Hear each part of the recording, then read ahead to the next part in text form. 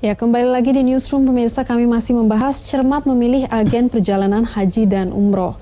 Pak Ismar, saya mau tahu tanggapan Bapak tentang pengaturan agen perjalanan haji dan umroh sebelum jedah. Memang Pak Magnatis sudah bilang ada sistem ya. Tapi saya mau tahu tanggapan Bapak mengenai ini. Mungkin ada loophole-nya yang Bapak mengetahui gitu. Baik, kalau aturan-aturan yang ada untuk kita dari orang-orang jamaah selama ini itu sebenarnya sudah, kalau lihat dari luar ya, itu lebih dari cukup. Contoh saja kan first travel itu kan lengkap dengan izin-izinnya, yang kasus di Makassar, Abu Tur, dan beberapa penyelenggara lainnya itu kalau kita lihat dari kasat mata itu mereka adalah travel yang sudah berizin dan sesuai dengan aturan hukum yang ada. Makanya dalam hal ini sebenarnya bagaimanapun kita minta pemerintah dalam hal ini betul-betul tegas dalam menegakkan aturan hukum yang ada. Contoh saja first travel itu kan di akhir-akhir kan sudah sempat kita ada negosiasi dalam hal ini dengan pemerintah, tapi masih sempat di akhir-akhir itu masih ada izin untuk pemberangkatan.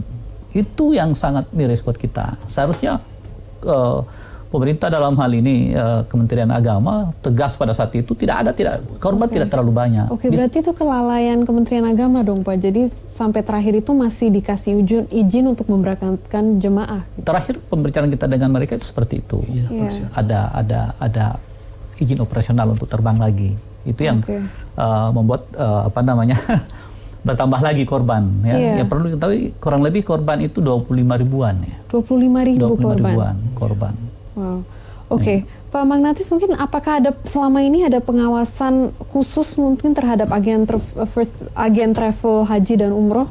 Ya, kalau di anggota kami tentunya ada ya, karena memang fungsi asosiasi itu selain pengawasan pembinaan, tapi yang pertama sekali tentunya pemerintah ya, dalam hal ini Kementerian Agama. Yang saya jelaskan tadi itu adalah sistem tata cara bagaimana seseorang akan berumroh.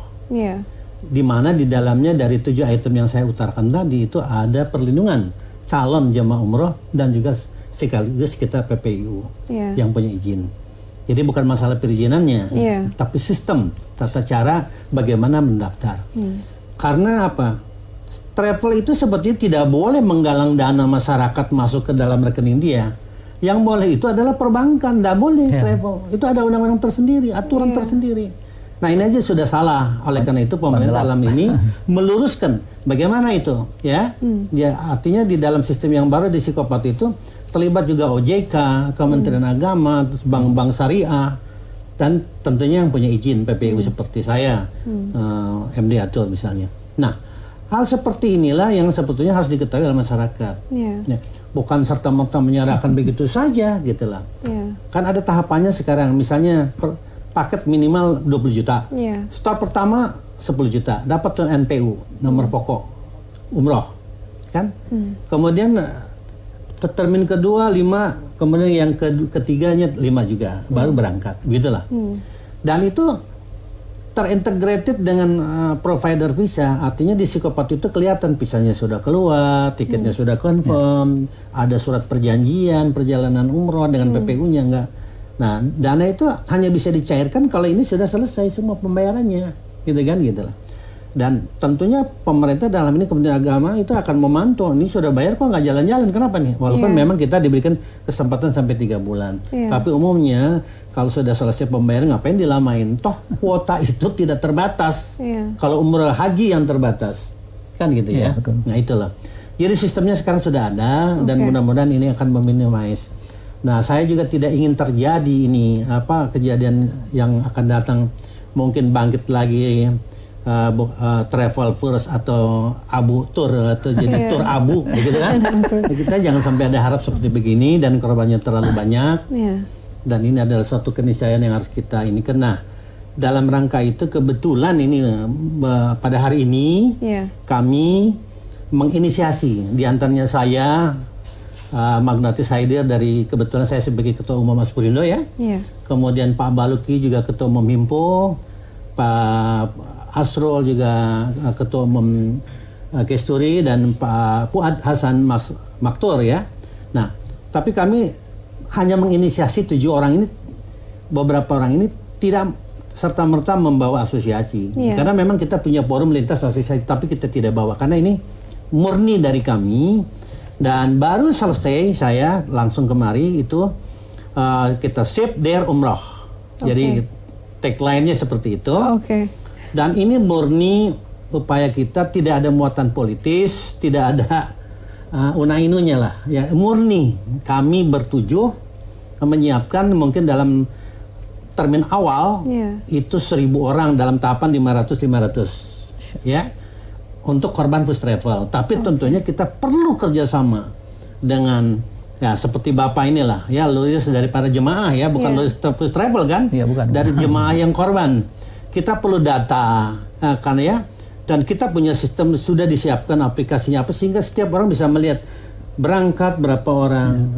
Dan saya juga menghimbau kepada semua stakeholder ini, kita menghimbau masyarakat lah Contoh misalnya Garuda, kalau ada seat yang kosong walaupun cuma 5 orang atau 4 orang, silakan kita boleh pakai gitu loh untuk memberangkatkan first travel. Ini kan kita akan himbau mereka penerbangan, ya kan? Tapi Pak Magnatis, korban first travel ada 25.000. 25.000, ya. Jadi, makanya kita ini bertahap. Bertahap.